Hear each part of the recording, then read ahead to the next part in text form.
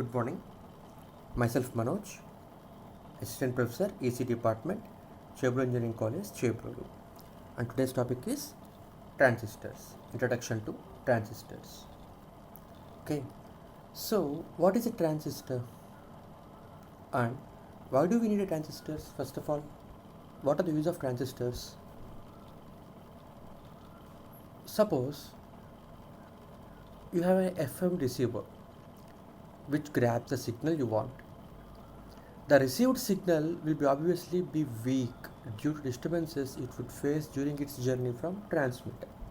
Okay, suppose that there is a transmitter and a receiver, and receiver receiving signal and transmitter is sending the signal. So in the meanwhile, what is happening is the signal may be weak due to disturbances, may become weak due to disturbances it would face during its journey to receiver. Now, if the signal is read as it is, we can't get a fair output. Hence, we need to amplify the input signal.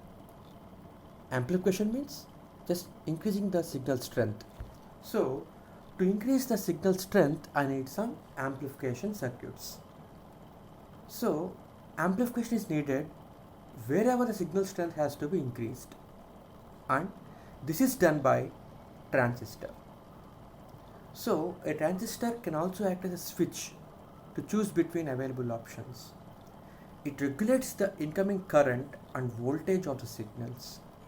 Okay, so a transistor can amplify the input signal, can act as a switch, and it also regulates the incoming current and voltage of the signals. Okay, so now what is transistor? A transistor is a three-terminal semiconductor device. Okay, it is a three-terminal semiconductor device that amplifies or switches the flow of current.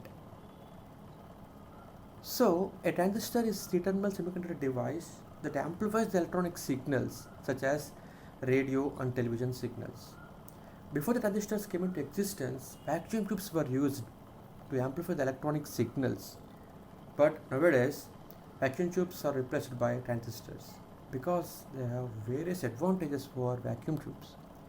So, what are the advantages of transistors when compared to vacuum tubes then? Transistors offer low power consumption and the cost is low because fabrication cost is very low. They have small in size, higher efficiency, low voltage is needed to operate a transistor. It is the main concept. Low voltage is needed to operate the transistors. High physical ruggedness when compared to vacuum tubes, and they produce less heat when compared to vacuum tubes. And transistors are very lighter than vacuum tubes. So, and there are many advantages such as they have high voltage gain, lower supply voltage is sufficient as I said, more suitable for low power applications, very less weight, small in size, mechanically stronger than vacuum tubes, and no external heating is required like in vacuum tubes. And there are very suitable to integrate circuits with resistors and diodes to produce ICs. Okay, so these are all the advantages: low power consumption, low cost, small size, higher efficiency, low voltage needed to operate transistors, and high physical ruggedness when compared to vacuum tubes, and they produce very less heat when compared to vacuum tubes, and they are very light in weight. Okay, and high voltage gain, low supply voltage is sufficient to operate transistor, and most suitable for low power applications, smaller and lighter in weight, mechanically stronger, no external heating is required like vacuum tubes, very suitable for integrated circuits. So, in the view of all these advantages, we are moving on to transistors. Okay, so now how many transistors are there? What are the classification of transistors? Basically, transistors are divided into uni-junction transistor, which is not shown here, uni-junction transistor, bipolar junction transistor, and field effect transistors. Okay, so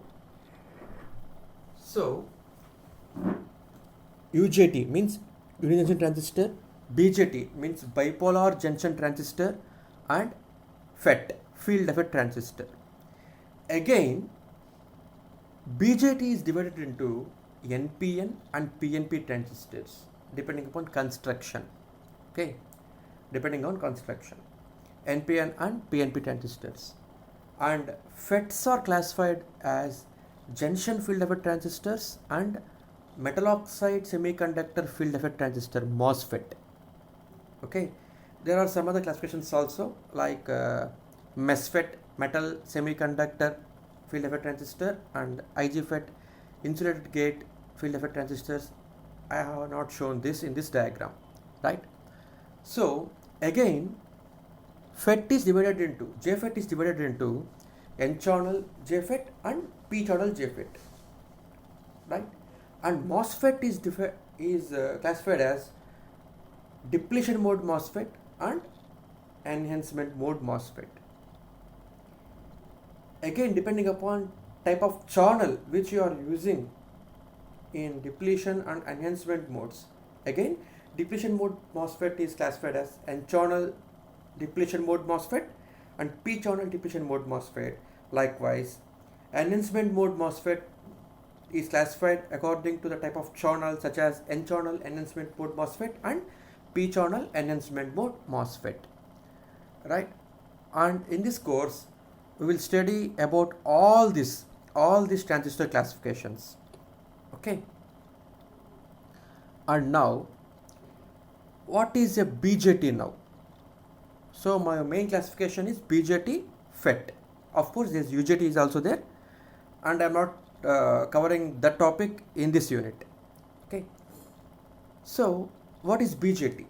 As the name indicates, BJT means bipolar junction transistor. Bipolar junction transistor. So why the name bipolar? Okay, so a bipolar junction transistor, or BJT, is a three-terminal semiconductor electronic device that amplifies the flow of current. Transistors are used to amplify the current or voltage. Okay, so BJT is a three-terminal electronic device that amplifies flow of current. And make a note that BJT in this classification is a current control device, whereas FET is a voltage control device. Okay, BJT is a current control device. Okay, so it is a current control device. In a bipolar junction transistor, total electric current is due to both majority and minority charge carriers, means electrons and holes. So both electrons and holes takes part in conduction. Both the polarities, positive polarity holes and negative polarity electrons, both takes part in the conduction of current. So both polarities of charge carriers here are available for the contribution of total current. That's why the name bipolar transistor, junction transistor. Why the name junction is used here? Means in this transistor, in this BJT, we have two junctions. So that's why the name bipolar junction, and it is a transistor which can amplify the input signal. Okay, so that's why the name BJT, bipolar junction transistor, right?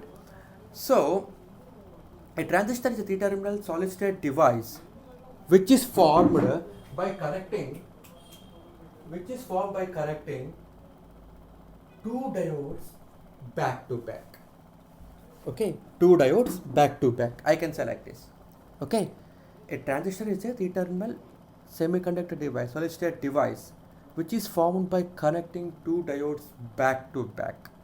Means suppose that if I take anode and cathode of a diode, PN diode, right, and I will take another PN diode, right, and then if I connect them like the cathode of one diode is connected to cathode of another diode. So what will happen? Anode of one diode, both cathodes are connected together, and anode of second diode is open like this. So what will happen? It will become a transistor, theoretically, not practically. Okay, if I connect two PN junction transistors back to back or front to front, then practically it doesn't act as a transistor. Why? Because there are so many other reasons we'll discuss in few minutes. So theoretically we can say that a transistor is a device formed by connecting two PN junctions back to back, theoretically, right? The three terminals are drawn out of these three semiconductor materials present in it. This type of connection offers two types of transistors. They are PNP and NPN. In a PNP transistor, a N-type semiconductor substrate is sandwiched between two P-type semiconductor materials. It will form a PNP transistor. And likewise, a P-type semiconductor can be sandwiched between two N-type semiconductors such that it will become NPN transistor. Okay, so a bipolar junction transistors are classified into two types based upon the construction. There are NPN and PNP, right? So both NPN and PNP transistors consist of three terminals: emitter, base and collector, right? So this is the schematic and symbols of NPN and PNP transistors, right? So let us take a schematic which is shown below of your screen, NPN and PNP, right? So here a p-type semiconductor substrate is sandwiched between two n-type materials forming three terminals: emitter, base, collector, and it is called NPN transistor. Okay, and similarly, if a n-type semiconductor is sandwiched between two p-type semiconductor substrates, then also it will form three terminals transistor, and it is PNP type. Okay, and the symbols are shown on the top of the screen for NPN and PNP transistors. For NPN and PNP transistors, the arrow mark on emitter terminal represents the type of transistor, NPN or PNP. Okay, and it represents the flow of current into or out of the transistor. Okay, for a PNP transistor, current flows from emitter and divides outside to base and collector. Okay, whereas for NPN transistor, current flows from base to collector, from base and collector, and they combinedly come outside through emitter of transistor. Okay, so it is NPN transistor. So there is one shortcut to remember whether the transistor is PNP or NPN. Okay, for PNP transistor, the arrow mark is pointed inside. PNP, pointed in. Okay. Excuse me. So for a PNP transistor, the arrow mark is pointed inside, pointed in, PNP. So the arrow mark is towards base, towards inside of transistor. Okay. Always arrow mark must be represented on the emitter terminal only. Okay, and for NPN transistor, the arrow mark is towards outside the transistor. Okay, NPN not pointed in means it is pointed outside. Okay, so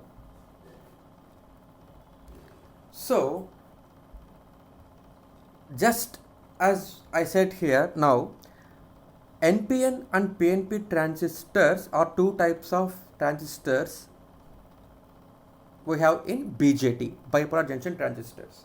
Okay, here the p-type semiconductor is sandwiched between two n-type semiconductors to become NPN, and if n-type semiconductor substrate is sandwiched between two p-type semiconductors to become PNP transistors, and it forms the terminals emitter, base, collector. Okay, irrespective of type of transistor, that may be NPN or PNP, emitter width is high. Okay, emitter width must be high and base width must be very less. The base width must be very less, and the width of collector must be greater than the width of emitter. Okay, make a note. For NPN and PNP transistors, for any transistor, for any BJT transistor, bipolar junction transistor, emitter width must be higher and base width must be less, and the width of collector must be greater than the width of emitter region.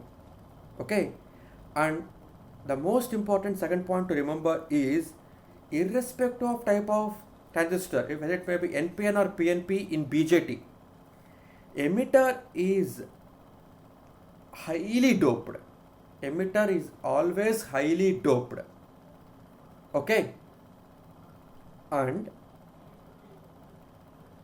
base must be lightly doped.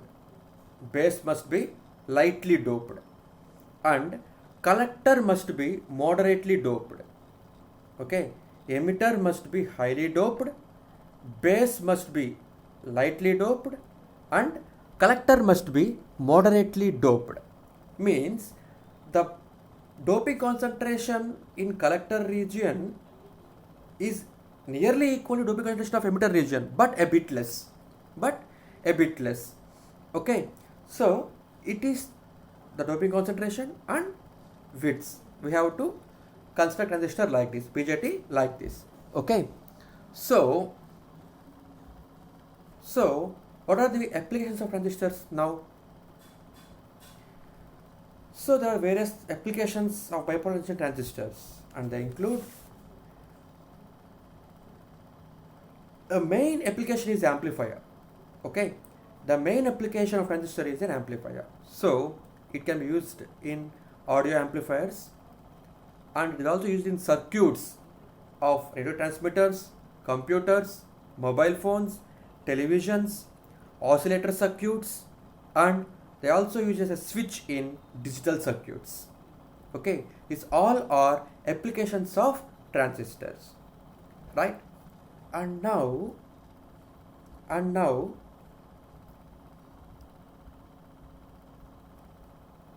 my question is, as I said earlier, if two diodes connected back to back or front to front, we may assume it as a transistor. Okay, but practically it's not feasible. Feasible. Why? Because there are so many reasons. Okay, so if I connect a diode back to back, it will become PNP transistor. If I connect two diodes front to front, it will become NPN transistor. Okay, so theoretically we can say that it acts as a transistor, but practically it doesn't act as a transistor. Why? Because in actual transistor, the base width is high and emitter width is high, the base width is less, and collector width must be greater than the width of emitter region. So if I connect transistor back to back or front to front, it will not satisfy these conditions. Okay. And second thing is, if I connect transistor back to back or front to front, it will not act as a transistor due to second reason. What the reason is, in emitter region, I will dope emitter heavily. Okay.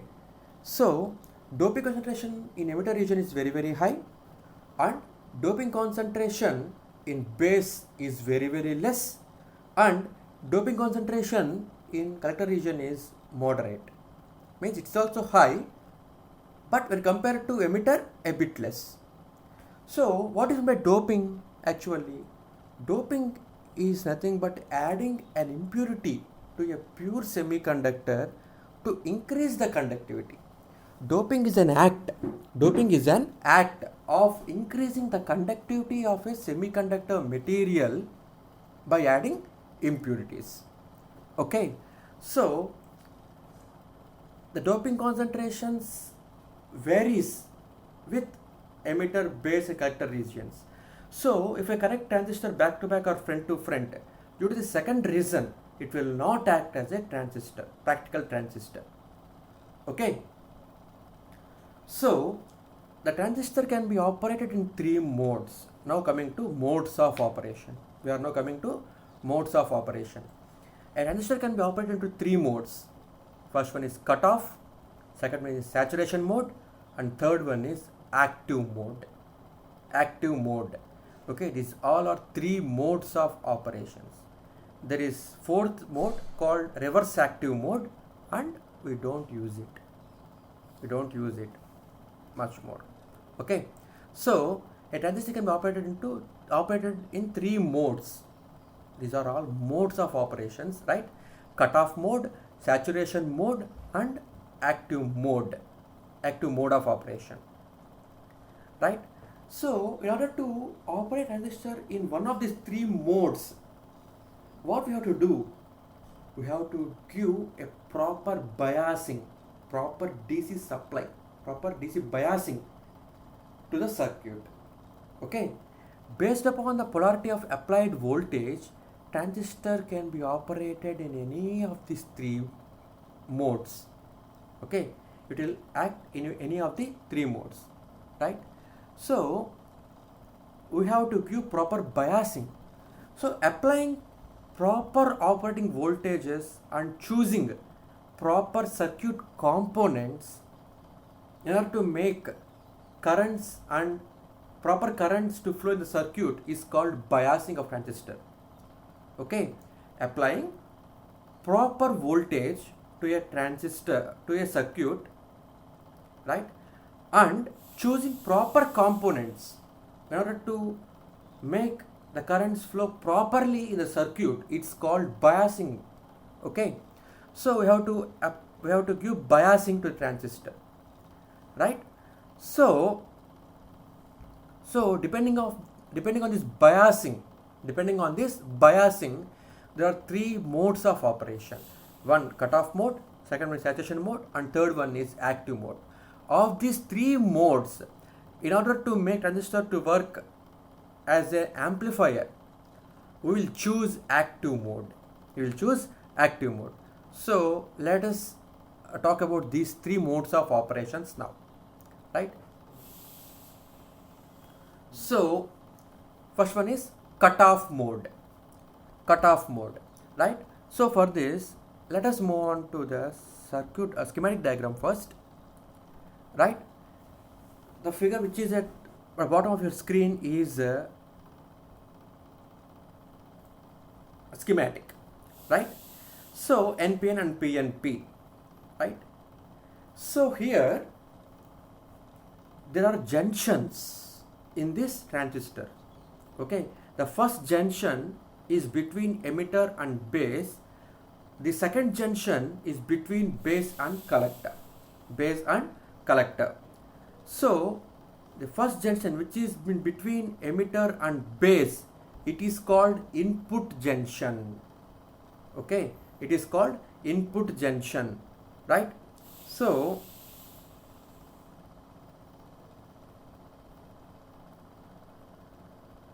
So the junction present between emitter and base, this junction I call it junction J1 or junction JE I call it.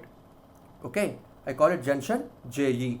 Okay, JE means input junction.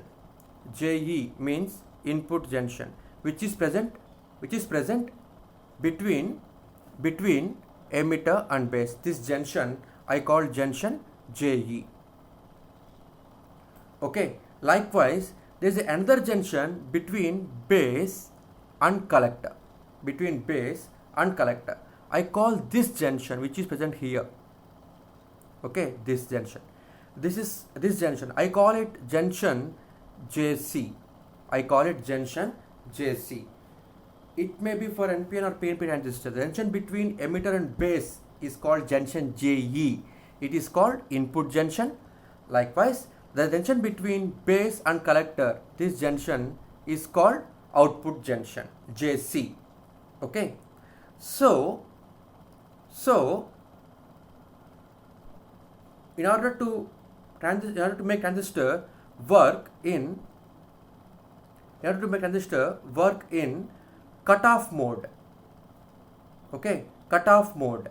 So what we have to do? Junction J1 means input junction must be always forward biased. Cutoff mode kada we are talking about, right. So in cutoff mode, to make resistor to work in cutoff mode, both junctions J1 and J2 must be reverse biased. Both junctions, junction J1 and junction J2 must be reverse biased to make transistor work in cutoff mode. Okay, so here I am taking example of NPN transistor, so that when this become reverse biased, okay, if I connect positive terminal of battery or voltage source to N-type semiconductor region and negative terminal of battery to P-type semiconductor region, it will form reverse bias. So here the voltage source VBE means it's the voltage applied between base and emitter. It is the voltage applied between base and emitter. That's why I call it voltage VBE. Okay, here the positive terminal of voltage source VBE is connected to N-type emitter region, and negative terminal of battery is connected to P-type base. Okay, it forms reverse bias. Likewise, junction J2 is also reverse biased. Means VBC is the voltage given between collector and base, right? If the positive terminal of battery or voltage source is connected to collector, okay, and if negative terminal of battery is connected to P-type, it will form reverse bias. Okay, so that if both junctions are reverse biased, then it is called cutoff mode. Then this is called cutoff mode of operation, right? Since both junctions are reverse biased, as we know that in reverse bias, no currents will practically flow in the transistor. Okay, therefore in reverse bias condition, no current flows to the device. So transistor is said to be in off state. Okay, and it acts like a open switch. The cutoff mode of operation of a transistor is used in switching operation for switch off application. Not for on application, off application. So cutoff mode is equal to open circuited switch. Okay, and now let us move on to saturation mode. In saturation mode, what we'll do? Both junctions are forward biased. If both input and output junctions are forward biased, then it is called saturation mode of operation. Okay, it is called saturation mode of operation. To make junction J1 forward bias, what I have to do? The negative terminal of voltage source VB is connected to N-type emitter region and positive terminal of voltage source connected to P-type base region to make junction J1 forward bias. Likewise, junction J2 must also be forward biased. Means when the negative terminal of battery is connected to N-type collector region and positive terminal of voltage source VBC is connected to base region, which is P-type, then it will form forward bias. It will form junction J2 to be forward biased. Okay, junction J1 is also called junction JE. Alage junction J2 is also called junction JC. Okay, when the transistor is operated in saturation mode, what will happen? As I said now, I can assume transistor as two diodes connected back to back. This is one diode PN and this is another diode. Okay, so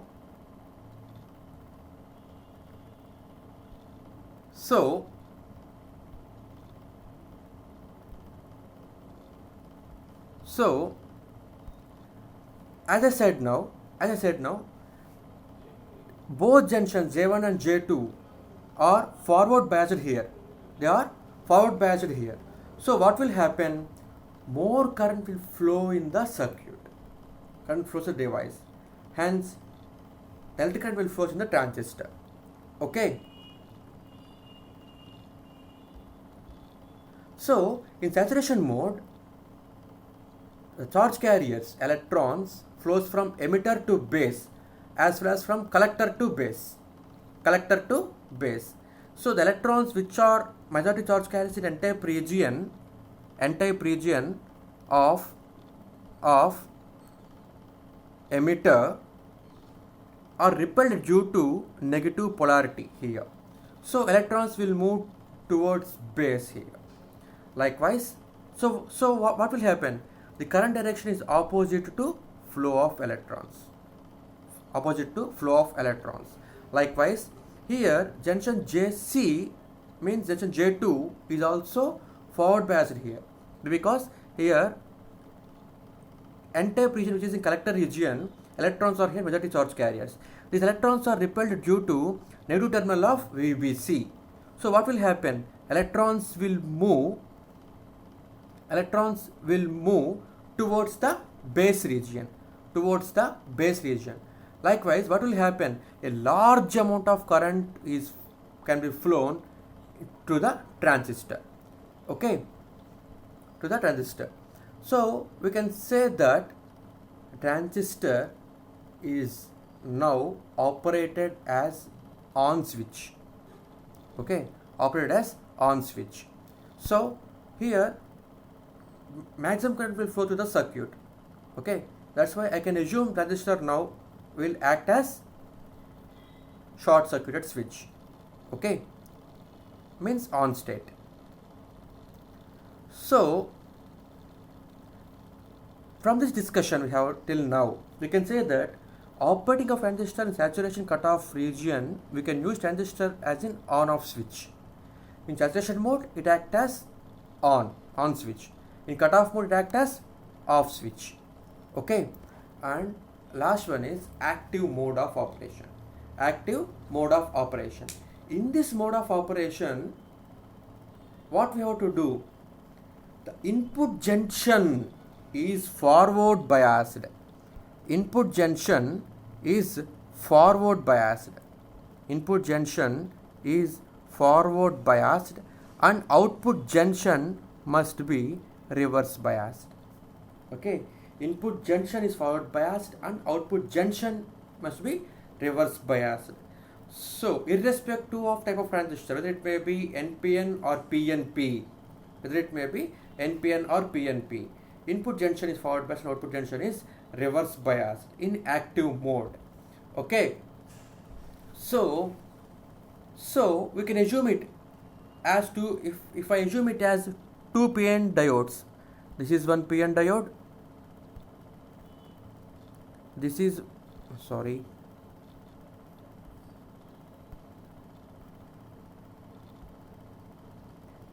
this is one PN diode, and this is another PN diode.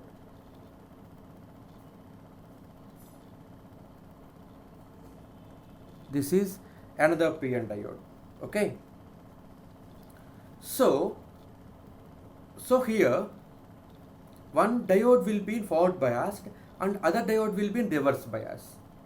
Therefore, the active mode of operation is used for amplification of current. Make a note that if I make input junction forward bias and output junction reverse bias, then transistor works in active mode. In this mode only, transistor acts as an amplifier. Transistor will act as an amplifier.